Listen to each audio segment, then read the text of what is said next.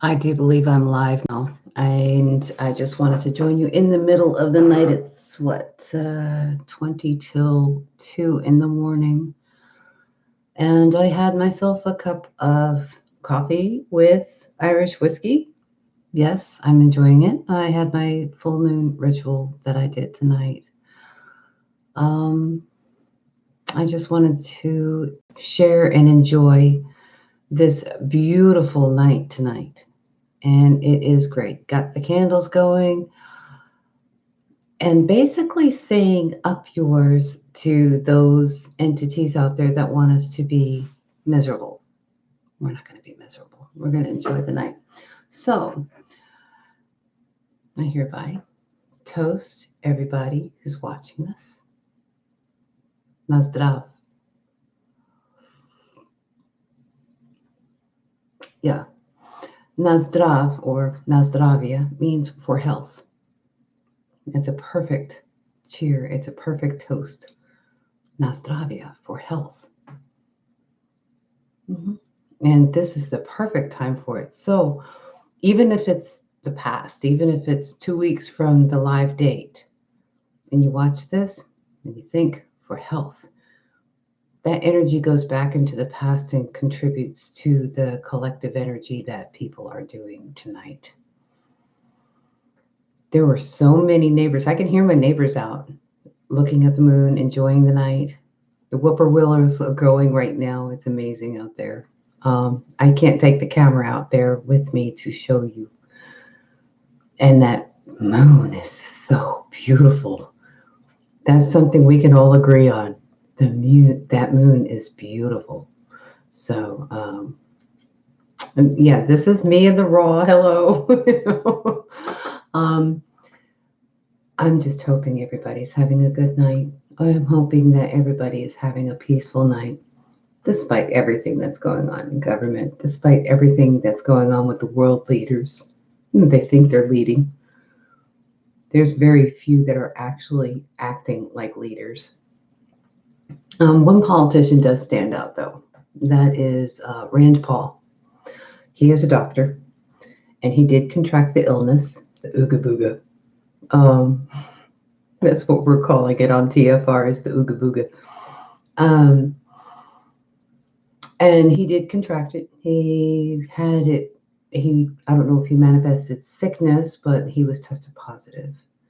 And now that he is tested negative, in other words, that means he doesn't have enough antibodies to cross the threshold to be considered positive. That's what that means. And instead of going back to Washington and bloviating on this, on the Senate floor, or talking to the media and all that stuff, he is actually going to a hospital and helping people there because he is a doctor. That was his original work. How many politicians had a job ever before in their life? How many of us are at home unable to go to work? We're not able to go to work. We're not allowed to. Not allowed. That's the thing that gets me. Okay, let me be real about this. That's the thing that gets me. You're telling me I'm not allowed to do what? I am an American. I can do whatever the hell I want. As long as I'm not hurting anybody else, I can do whatever I want. We're Americans. What the hell is this? Stay in your homes. Kiss my ass. That's what most Americans say. I mean, I want every adult, especially those who came of age during the 80s. Would you have ever imagined somebody telling you to stay at home? No. I'm talking about the people who came of age during the 80s. Come on now, remember? Okay, remember the music we were listening to? Remember the nonsense we were up to? Everybody had jobs, pretty much kind of like what was happening here for a few minutes, We had a lot of jobs. There were a lot of people who were not unemployed for once, We weren't making as much money as we wanted to. Some were, that's true. But we were all starting to move up. We were like, wait a minute. I don't have to sit here in this entry-level job anymore. We can move up. We can start our own businesses. Oh man, we had our business going. We were struggling for so long. We can hire more people to work for us now. Nothing else. This has served as a great big wake up call to so many people who have been ignoring those of us who've been crying the alarm with all these tyrannical steps that governments have been taking. I do find it necessary to go ahead and discuss Bill Gates telling Trump anything. Who is he? How dare he expect Trump to listen to him? Or any other world leader or any other politician. Gates was never elected. He's not a doctor. The man's not a doctor. How dare he try to dispense medical information? If it was me, if I went out there and started dispensing medical information, I'd be arrested. The AMA would come after me. And if I sold supplements through the mail, claiming some kind of therapeutic effect on whatever the supplements were or substance that I was selling, that's called postal fraud. They would get me on postal fraud. FCC, somebody go out there and find a book. It's called The Natural Cures They Don't Want You to Know About. Actually, I've got a copy of it here. Okay, The Natural Cures They Don't Want You to Know About. It was by Justin Trudeau. I think, wasn't it? I do believe so. Kevin Trudeau, right? Yep, Kevin Trudeau, not Justin Trudeau. Whoops. Anyway, Kevin Trudeau. And people say, well, he was such a scam artist and da da da da da. That means you didn't read the book. You listened to somebody else who had some other idea about it. You didn't read the book. You didn't check. You judged somebody based on what somebody said about the cover. I read his book. I cured my own breast cancer with it, with the information that was in it. Yep. So read the book. So I'm going to give a props to that book. So again, people have gone, there's plenty of examples in that book of how the FTC, the U.S. Postal System, how the FCC came down, these big government agencies came down on individuals who were selling bread, who were selling recipes for bread, things like that. Because there was therapeutic things in the book, in those recipes and substances that they were selling. People were feeling better. You can't let the people feel better. Anyway, so I just wanted everybody to, just get at least a shout out from me to you. I want to say thank you also to all the subscribers. I finally hit 3,000. Yay! I hit 3,000 subscribers. Yay! Thank you. I also want to say thank you to all the folks at TFRlive.com, that is, just in case anybody's doubting or you come across this in the future. And TFRlive.com is a radio station where we give news reports and report our findings on many different topics. We have a vast array of hosts. We don't fit in any political corner, to be honest with you. You've got some fans of the Republicans, some fans of the Democrats, and then you've got a bunch of, well, there's a lot of hippies on there. No, I'm teasing. Actually, let me say it this way. The thing about hippies, how do I say that? If I was 21 years old and a Republican and still active duty, I would be like, oh, a bunch of hippies over there. Well, maybe I would have said that. So I don't take it as an insult anymore, unless it's, unless it's meant as an insult, okay? And even then, I might not take it too offensive anymore. But somebody called me a hippie one time, and I think the definition of hippie has changed. And I had told that individual, though, She called me hippie, and I told her, I said, I'm a Second Amendment knowing, armed hippie lady. You better back the heck up, you know. She was acting like she was better than everybody else. I don't like those kind of folks, you know. And she wasn't just acting like it. She was talking as if she was better than everybody else. We're no better than anybody else. Isn't it funny that the people who've been working and working hard are the non-college graduates, the cashiers, truck drivers, non-college graduates. Some of them are college graduates, and they just kept on working. But anyway, so in this Corona whatever. Sorry, guys, I am so tired of that phrase. I am so sick and tired of hearing those words. COVID-19, coronavirus. I'm so flippin' sick of it. It has been forced into our consciousness. It's been beaten into our brains. It's being forced down our throats. I'm literally sick of hearing about it. There's nothing new to be known. If you read the initial reports, there's really nothing new about this thing to be known. There are no vaccines there's vaccines for flu, but they do not immunize a person from getting anything else. It's not an immunization. It's a vaccine. There's a far difference between the two. So just be informed and stay calm. And no, I'm not taking any shots. I'll exchange shots with you. Tullamore Dew, maybe. 12 gauge. I don't know.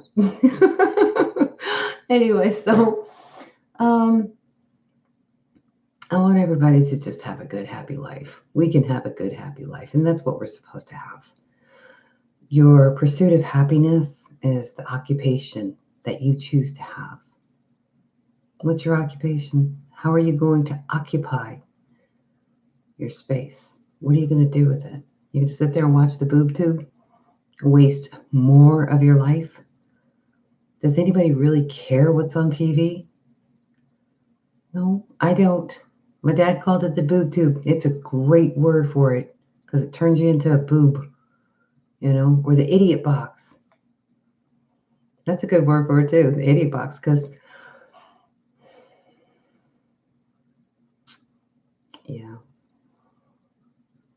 documentaries are pretty cool. You can watch TV and watch documentaries on it.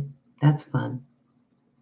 I know that when I got out of boot camp and I was home on leave one time, it was sometime after I had been in the fleet, actually, and I got to watch a history documentary, and they did a pretty good job on it because it taught me a lot about history that I didn't learn in school.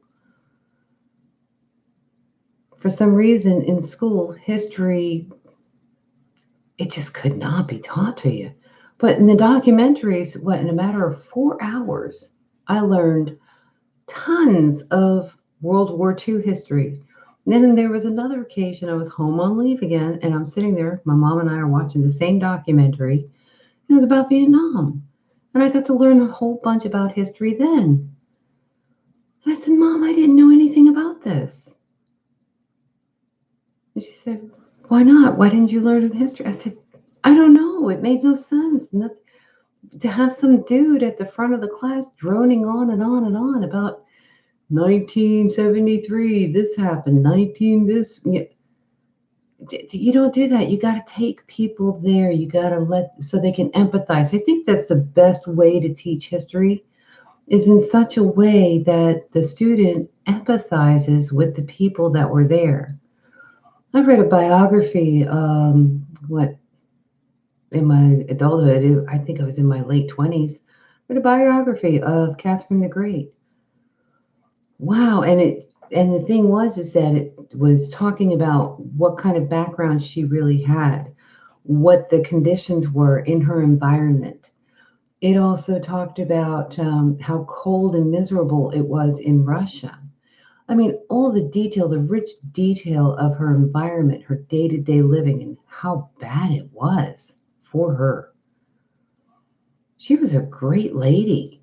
She was a phenomenal lady and turned Russia around and was, let's go back into politics, Russia was the lone country that was supporting the colonies, the American colonies, to become independent. A lot of people don't know that. It's pretty sad that we don't know that we have politicians who obviously do not remember history. It is good to remember who your friend was back at the beginning. Yeah. It's also good to know who your enemy was back at the beginning. And look today to see who the enemies are or the perceived enemies versus the perceived friends. Who remembers the WHO? And I'm not talking about the band, I'm talking about the World Health Organization.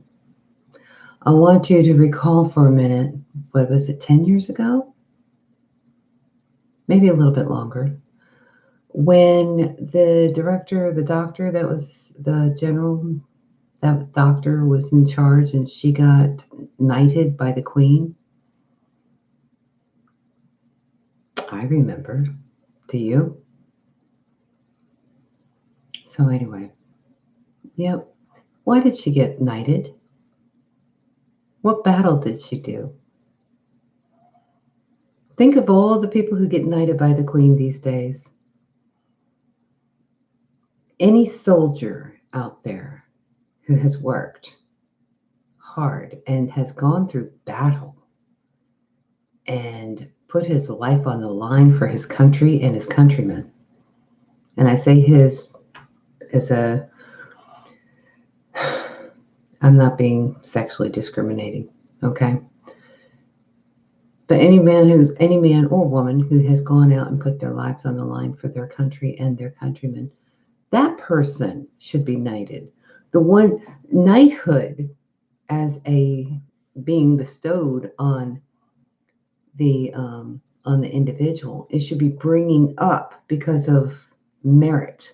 It should bring up that person and their station in life.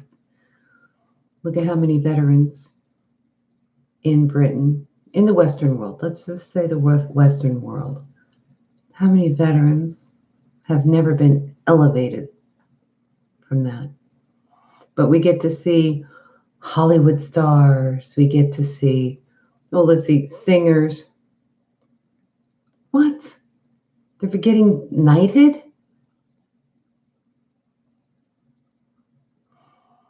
Yeah, things need to be changing in this world. I don't know if this is the time to do it. Maybe we should be forewarned and prepare for the next round. Kev Baker of the Kev Baker Show said it this way. He summed it up pretty well, and it instigates thought. What's the next round? What's the next thing they're going to come up with? We did not see this coming, did we? We were celebrating so well. A lot of us who were kept down, a lot of us that were kept down in station of life and kept down spiritually, psychically, morally, if you will, definitely financially. We were kept down for years. And then finally we're like, oh, we can breathe. We're saving up money. We're putting away our money and we're buying proper equipment that we need to live. And then bam, we get hit with this. Okay. How many have already gone through whatever savings they had? How many have been working for the past 3 weeks, 4 weeks, and not gotten paid? How many have been working in hopes of a paycheck and just working because you're afraid you're going to lose your job, that you'll get laid off and won't get paid? Because we all know just how wonderful of an experience it is to go through, to try to apply for unemployment. And this isn't a matter of people who were not working and then suddenly decided to get unemployment with this benefit, with the state's benefits that they're saying that they have. No, this people who had work, who had been working, getting up every morning, putting their kids in school, driving to work, doing the commute thing, doing everything right, buying their clothes and everything. And it costs more to work. I don't know if anybody's noticed how much it costs to work every day. You've got all kinds of things to deal with. You've got to keep your grooming up. You've got to keep your clothing up. You've got to buy gas or pay to commute. You have to pay for the car. You have to pay for insurances. You have to pay for the taxes on your cars and the insurances thereof. Then when you get to work and you're working your butt off, you have to pay taxes. Then you have to pay for insurances that's mandated by government. Look at how much money it costs to work. Why?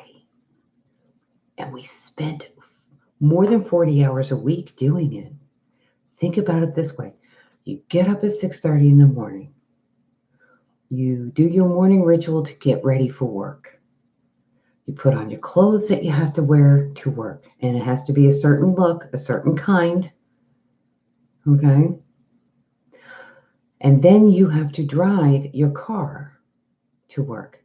Some people have to commute for 2 hours. Especially those who have to sit in traffic because the lights are not going right. I know the Chattanooga area, people have been talking about the monorail taking people from Chattanooga to Atlanta and vice versa. Why hasn't that been put up yet? All the money that comes through here, why isn't that put up yet? But anyway, I digress. So if you have to work in Atlanta from Chattanooga, you're pretty much screwed, especially if you're coming home from work from Atlanta to Chattanooga. You're so screwed in time. And time is money. It's a resource we can never get back. You can't get that money back, or you can't get that time back. You're sitting in traffic for an hour or two. Listening to what? Thinking about what? Are you talking on the phone? Are you texting? Are you reading a book? What are you doing in that car driving home? And even if they did have the monorail, you'd be sitting there doing what? You're still investing all that time. So you didn't just work 8 hours that day. You actually worked 9 hours. You were taken away from your home. You took yourself away from your home for 9 hours work or 9 hours time at the shop, wherever you work, plus an hour each way to and from home. That's how many hours? 11 hours of the day? Okay, then you got to stop and get some groceries so you can get some food that night or pick up children from school. I don't know how you moms do it. Not in this age. I don't know how in the hell you do it. I'd have killed some kids already, and it's not their fault. Basketball practice, soccer practice, piano recital, whatever, all these different activities you kept wow, ladies, I applaud you. I really applaud you for all the work that you have been doing. In addition to that, trying to keep yourself, up and happy and feminine, or what's perceived as feminine here. Those moms out there, man, I don't know how you did it. And if you're a single mom, wow, this might be a break that you needed. And I'm just hoping with this, let's call it a break from work. It's a definite break in the routine. And I think that there's some positives to be gleaned from it. If you haven't realized just how clear-headed provided you've got that TV off, okay? But if you've had quiet moments, you've gotten to bond with your kids more, men and women, you've gotten to bond with your kids more, you got to talk to them and realize the little humans that they are, and that they're just shorter versions of us, having an adult conversation, what seems like an adult conversation, but you're going to find out your kid's pretty wise and that They are the future versions of you. Makes you think about that, huh? Um,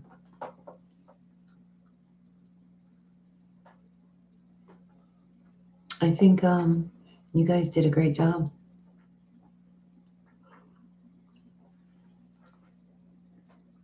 So you're taking a break from work, from the routine, and I think that's what we needed. We needed a break from the routine. Getting up in the morning, going to work, taking all that time to go to work, got to be dressed a certain way. Got some, I like this one. Right? You got a boss that's like, no, you can't take a break now. Why? You can't take a break now. No, you can't go on vacation now because I'm trying to run a business. What? No. I literally had that happen to me. Walked in to the boss.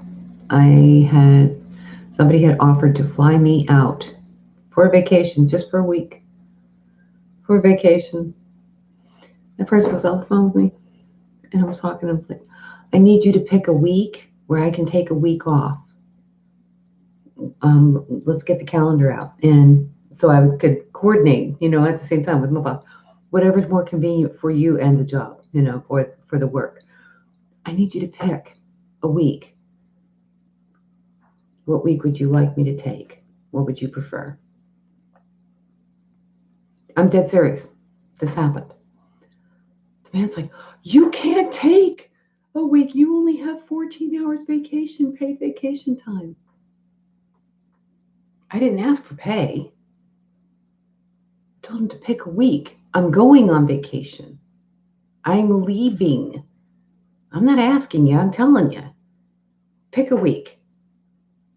He couldn't do it. He was all flibbered and flabbered out. I couldn't believe it. Maybe those of you who have been in jobs and you've experienced something like this, what happened to our sovereignty? I wasn't asking him for money. I wasn't asking him to pay me for while I was gone. I didn't ask him. I had the money set aside because I do practice what I preach, putting away money for just in case something happens. And a vacation is a good kind of something happening, you know. But, what if I had hurt my leg and I couldn't come into work? Or if I was in a wreck, couldn't come to work? And I was in the hospital for a week. Well, what would he have done then? All of a sudden, I'm not there with him. I think this is a great wake-up call for a lot of people. Those of you who are working at home for your jobs, way to go. That's awesome.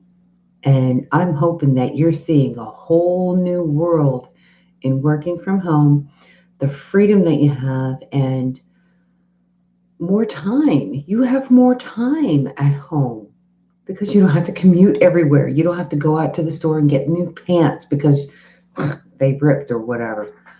I understand meetings and things like that. They used to have those in the corporate world. You'd have to go to meetings here every week. Now you're doing it on. Isn't it interesting how they're able to do it now? They weren't able to do it before. And think of how much fuel you're going to save. And everybody's screaming about pollution and, wasting all the gas. And now we're saving fuel. Why? Because we cannot go into work. And all of a sudden, this telecommute work is available. Isn't that interesting? How many years? 10 years now? Because I worked for a telecommuting business before. I was answering phones like, what a call center is, right? We had them here in the States. I don't know if they have them anymore. I'm pretty sure they do. But a call center located in Chattanooga. And we had the home agent program. We took their computers and we brought them home and we answered phones as if we were in the building answering phones. This has been going on for a long time. So if you think about it, for the past 10 years, think of all the gasoline you wasted going to work, answering phones. You didn't really need to be in that building. You could have been at home. They could have monitored and worked with you at home. Think of all the gas that you spent. How many cars did you go through? How much clothing allowance? When I say clothing allowance, your budget. You should be budgeting for your clothing. How much clothing did you go through?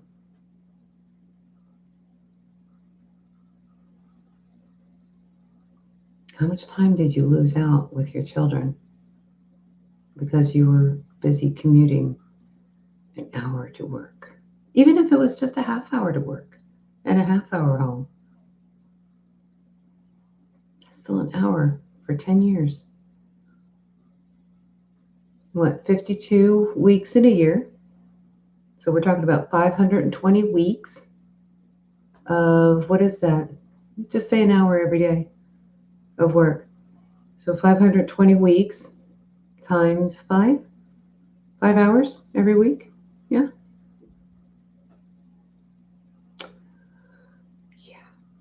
So this might be a good thing that happened. It doesn't feel good if you're low on money. Okay, now we're going to talk about that. Money. If we go back to normal, or what was perceived as normal, if we go back to normal and we start working again, there is no excuse for you to not start throwing your money in the bank or saving it at home in cash. And while you're at the grocery store, take advantage of sales and buy an extra can of coffee every other week or whatever, an extra can of tuna, an extra can of this, an extra can of that. Condensed milk, I bet you're thinking about condensed milk now. There's also Ziploc bags, everything like that. You got to just don't hoard and don't be going out and buying cases of paper towels for crying out loud. All right. Somebody like me, alone, I one of those great big gargantuan things of toilet paper. I buy one every other month, something like that.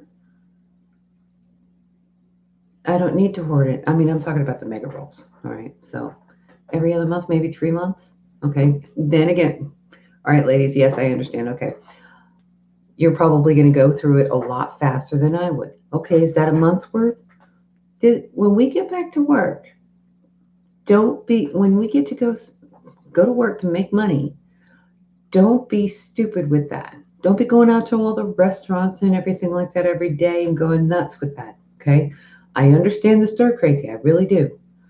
But when we start back and we're working full force, we need to put away money, take advantage of sales, and sock away the toilet paper. Get 3 months worth for each person in the house. 3 months, however much you use in a month, get 3 months worth. Paper towels, toilet paper. Okay. Now hear me out on this. Get a freezer. Get a deep freezer. Seriously. Get yourself a turkey. How long does a turkey last in your family? How many days will it last? Get one. All right. Learn how to make soup with the remnants of the turkey. Okay. It's really good for you. The turkey and any of your meats that you do for roasts and stuff, you can make soups or gravies out of the drippings. Anyway, continuing on. But get yourself a turkey. Get you some ribs. Okay. Wait to see what's on sale and get it then. And be disciplined. You do not need that beef jerky at the gas station. You do not need that lighter at the gas station. Okay? You don't need the junk. Okay? You really don't need the junk. And the widgets and gadgets and what is that? The spinner thingy? Come on. How much did you spend on that thing? How much is it worth to you now? It's not worth the same. Is it worth 2 gallons of milk? Now? Mm-mm. Um, what else? Let's see. Oh, by the way, oh, I forgot about that. Uh, Can you see my mind working? Okay, gasoline. Gasoline for your car.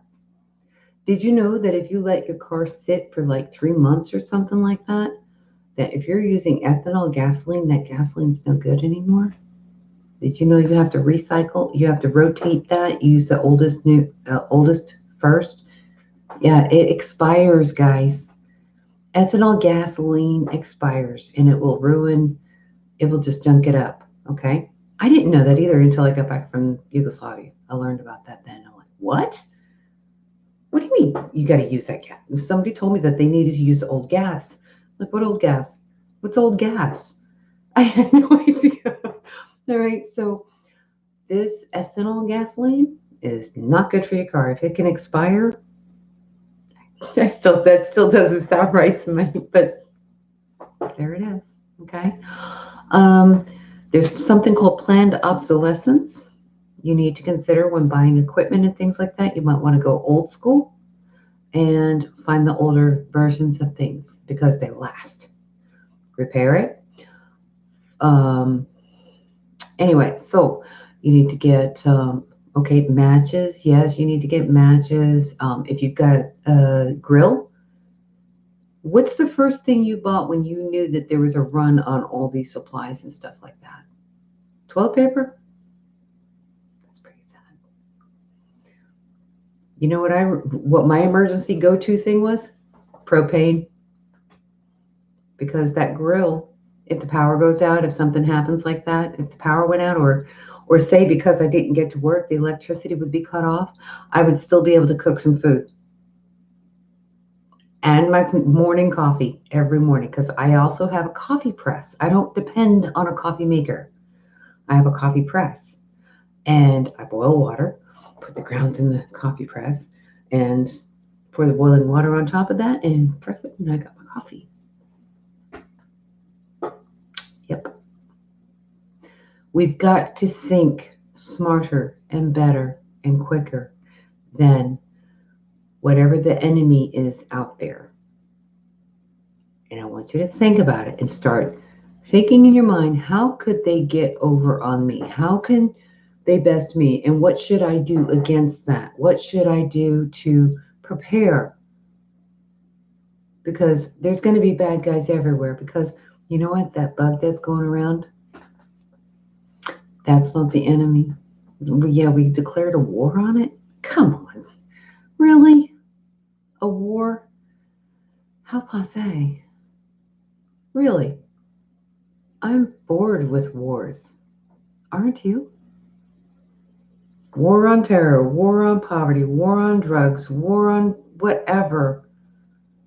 Stop with the war crap. Then again, this is the United States, and there is no bigger industry in our country than war. That's a fact, okay? George Carlin joked about it, and I've said it before, and I'll say it again. Our national anthem is the only anthem of all the world that has the word bomb in it. We do war. That's our business. Okay. But anyway, so because of that, we should all be warriors in the mind, warriors in the spirit. So think about it. Think about it like a warrior. Chess is a good strategy game. Strategize. Strategize for the future. Strategize for your family. Strategize for your home, your transportation, supplies, and things like that. This should never have surprised any of us. We should not have been scared for food, scared for toilet paper, scared for anything. It was years ago, 2010. The CDC was talking about, and FEMA, if I recall correctly, and FEMA were talking about preparing and having 3 months worth of supplies on hand in case of catastrophe. If you recall, Katrina happened sometime back then. I can't remember the year it was. Katrina happened. I think Hurricane Andrew happened. There was all kinds of hurricanes. There was all kinds of flooding in the Midwest. Those people were caught by surprise. CDC had a zombie apocalypse drill going on. You don't have drills for no reason. You have drills to be prepared. And they're telling American people to have 3 months worth of supplies on hand. And I have, I've been okay. I think I'm good for another couple. Let's see, 1, 2, 3. I've got it at least in it's one, yeah, one, no, 4 weeks. I've got 4 weeks worth of supplies left, except for tobacco. Oopsie. Yes, I roll my cigarettes. I roll my own cigarettes. Okay, I'm gonna wait for everybody to just freak out because I roll my own cigarettes. Yes, I smoke. I'm not gonna sit here and lie to you and tell you, oh, you shouldn't smoke, but be a smoker? No. Yes, I smoke. I don't smoke inside the house. That's probably why you've never seen me smoking, because I don't smoke inside the house. All right, I take it outside, no matter what the weather is. That's a key thing, I think. My clothes don't smell like cigarette smoke. My hair doesn't smell like cigarette smoke because I don't smoke inside. My house doesn't smell like cigarette smoke. But I roll my own cigarettes. Okay, there's several reasons why.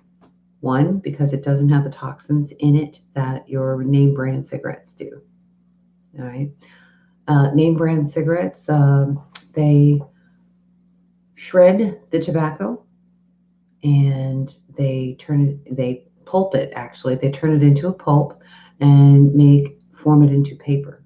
So it's basically tobacco paper, like they used to do wood, or like they do wood, and turn that into paper. But they turn the tobacco leaf into paper, and they spray down that tobacco leaf paper with chemicals such as accelerants to make it burn faster, sugar to make it taste sweeter, nicotine in varying doses. Oh, watch this. So you're wondering about something. Watch this. They will dose it with, say, I'm just using an example, okay, like 3.7 micrograms. All right, that's what it's called, 3.7 micrograms. 1 week they'll have 3.7 micrograms on those sheets that they're producing, right? And then they shred it. They shred up the paper, stuff it into tubes with the cigarette papers tubes, right? That cigarette paper tubes has fire retardant on it. Why? So that you don't burn your house down with a cigarette. Well, you wouldn't burn your house down with a cigarette if they didn't spray freaking accelerants on the tobacco. The accelerants is basically like gasoline. It makes things burn faster. Didn't know that, did you? Okay, so you've got this nice chemical cocktail in your cigarette. And then you've got branding and all that stuff, and a lot of taxes piled on top of that. So you got some brand name and cellophane and foil packs and cardboard and all this other stuff. And how many times do you see those cigarette packs on the ground outside? That's a lot. Yeah. But the thing is, you're paying a lot of money. $5, let's say Tennessee prices, okay, $5.50 to $6.50. All right. Look at how much money you're spending. Let's say $5.50. Just say $5.50. We'll lowball it. $5.50. So 3 packs worth of cigarettes is what, $16.50, right? For even less money than that, here in Tennessee, I'm using Tennessee price, okay? For $12, you can get a box of tubes, 250 tubes, and enough tobacco to fill them. For $12 total, including tax. And then you roll your cigarettes. I've got a little machine. I just pack it in there. And that's how I do it. And here's the benefit. Here's an added benefit is that with that, you don't have the varying degrees of nicotine added. So, yeah, because here's the next thing. Here's another little trick that the name brand cigarette companies do. So 3.7 micrograms. All right. And you're used to smoking 3.7 micrograms. And then the next week, they will only spray, say, 2.9 micrograms of nicotine on it. So you're going to buy more because you're not getting your nicotine fix at the same rate it was before. So you're going to buy more so you can smoke more. All right. And you're going to keep on doing this for about a week, maybe 2 weeks. And then boom, finally you get another pack of cigarettes out of another batch. They have batches of them, and there's numbers that control those batch. They've got batch numbers. Okay. Anyway, so you're going to get the next one. You'll be like, and you only find yourself smoking maybe half a pack that day because you're getting the fix that you got used to. See, they're jacking it around. All right. Anyway, so again, with the natural tobacco that I roll my cigarettes with, those nicotine amounts don't get varied. It's what the tobacco plant produced, which is more consistent than what's coming out of the name brand stuff. And I don't need as many. I used to be a pack a day smoker. Back in the day, I was a pack a day smoker. And even if I ran out of tobacco and couldn't find any or whatever, and I'd buy a pack of cigarettes, oh my gosh, I'll be through the 20 cigarettes in one day. I hate that because it doesn't feel good, you know. So with the ones that I roll myself, about 10 a day, that lasts a lot longer. So $12 for a month of cigarettes. You can do the math. You can do the math. Okay, anyway, so tobacco, that's the only thing I'm short on as far as monthly supplies. I think I'm good. Like I said, 1, 2, 3, 4. I got 4 more weeks of coffee, toilet paper, food. So how are you doing? How many weeks supplies or how many weeks worth of supplies do you have on hand right now when you're looking forward? That's a good question. And I didn't have to go run out and get it. Okay. Please know that. I did not have to go out and run and get it. Actually, you know what? Let me retract that. I think my coffee, I went and got 4 cans of coffee because I do go through coffee. I love my coffee. I still have some. See? Настравia. So I have 4 cans of coffee, and I didn't have to run out and get it. I had plenty, but I needed more. I knew I was going to need more, and it was this week's time to get it when I did get it. All right. I try to get it on sale also, but I don't like hoarding it. But at the same time, the 3 months worth of coffee for me is 12 cans. That's 12 cans minimum. So I've got soups. I've got spicy soups. You know, they're like ramen noodles, but these are rice noodles and they're good. They don't swell up to forever and they don't make you bloat. I love those things. They're nice and hot and spicy. A friend of mine told me to get them. He's like, they're only $17. I'm like, oh yeah. And that's a month's worth. You can have one of those soups every day. So if something really bad happened and there was no more ways to get food, I've got enough in my freezer and those noodles and not to mention rice, and I've got some potatoes and things like that. I'm good for another month. I got ribs in there too. I need to do them. Oh, yes. And it's springtime. So anyway, I didn't mean to keep everybody so long. I have no idea how long I've been on here. I don't have my glasses on. 49 minutes. Oh my God. And there's nobody in the chat room, so I'm just sitting here talking at you. Yep. You know what? Correction. I don't have enough supply. Well, yeah, I do. I got cat food and stuff like that. So, see, I have to think of these things. If you've got an animal, if you've got a dog, you're going to need 3 months of supplies. Make it a challenge. Challenge yourselves. Try it. And make it fun. Make it a fun thing. Make it a game, if you will. When things go back to normal and we start getting the currency going again, our financial thing, I know a lot of people are not going to be as trusting as they used to be. This was a huge wake up call. It was like, it was quite abusive in my estimation. It's kind of like a woman who's in a loving relationship and all of a sudden the spouse hits her out of the blue, never happened before, no warning. Okay? This was pretty, no, that's not a good example. Sorry. Because some of us knew, some of us knew that the government was capable of doing this stuff. So, yeah, we knew.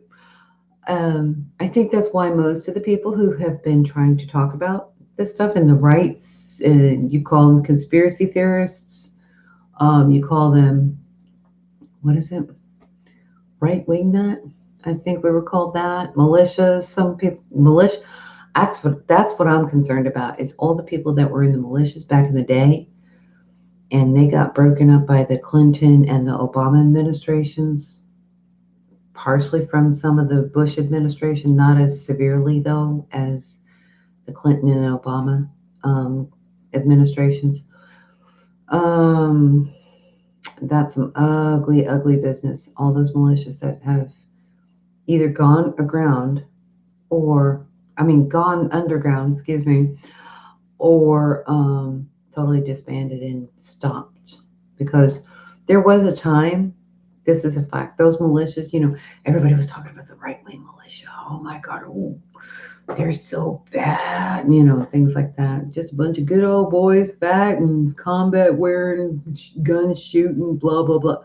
Yeah, but those guys are also the ones that were volunteering when there was the flooding in the Midwest, in the plains and all that flooding. They were the ones filling up the sandbags and stacking them on the sides of the river and tried to keep it from flowing over into people's houses. It wasn't just the National Guard, no. It wasn't just the police and the fire departments and things like that. No.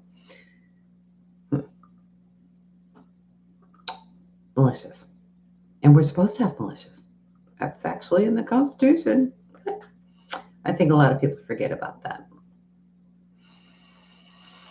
Okay, so anyway, I forgot why I went there. If you're an enthusiast of hunting or defense, I would recommend that you don't have to get guns if you don't want to. I understand. Some of you have children. Archery, what's wrong with that? Learn how to shoot a bow and arrow.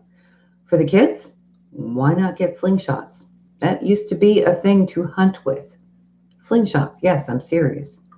Go to your old mechanic shops all throughout, like Precision Tune, whatever have you. And when they do work on people's bearings and stuff like that, ask them to hold a box, give them a box so that they can throw the old ball bearings in. Okay? Ask them for that. You can get, provided you can get it, I don't know about medical supplies, but when you get the slingshot, you can buy them at Walmart, I almost said Kmart, any of your sporting goods areas. And the rubberized, it's a slingshot, the thing.